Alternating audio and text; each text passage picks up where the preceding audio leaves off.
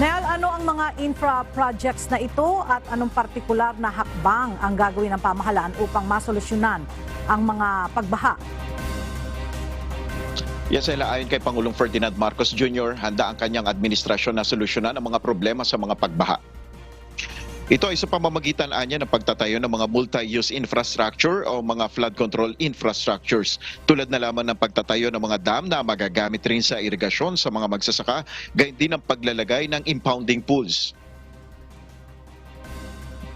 Ang bagong gawain natin ngayon ay number 1, gagawa tayo yung kung meron tayong ilalagay na dam, meron din pagkukuhanan ng tubig para sa mga magsasaka, pag-irrigation, may ganun. Yung iba naman, para mabawasan ang baha, ay maglalagay tayo ng tinatawag na impounding pools.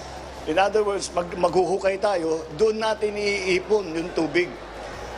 Dalawang maganda yan dahil unang-una hindi nasasayang yung tubig, may iwan doon sa atin. Tapos pagka medyo tuyo, pag hindi na umuulan, gamitin natin yung tubig para pang-irrigation ulit. Pwede pang lagyan ng isda yun habang hindi pa ginagamit. Ayon pa sa Pangulo, kailangan mas palakasin ang weather forecasting upang mabawasan ang epekto sa mga komunidad at agriculture sector. Una na ring lumika si Pangulo Marcos ng Water Resources Management Office na siyang may mandato na maglatag ng komprehensibong plano upang maiwasan ang mga pagbaha sa Metro Manila at coastal communities. Tutugunan rin ng ahensya ang water at sanitation sector ng bansa. Yan muna ang ating update. Balik sa iyo, Ella. Nel, maganda ang pinaplano ng Marcos administration para maibsan nga itong pagbaha. Nabanggit ba ng Pangulo o ni PBBM kung kailan uumpisahan ang planong ito?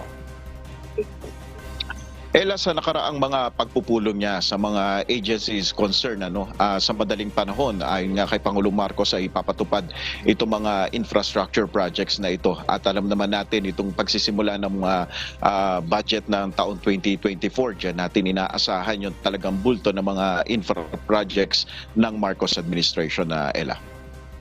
Alright, maraming salamat, Nel Maribohok.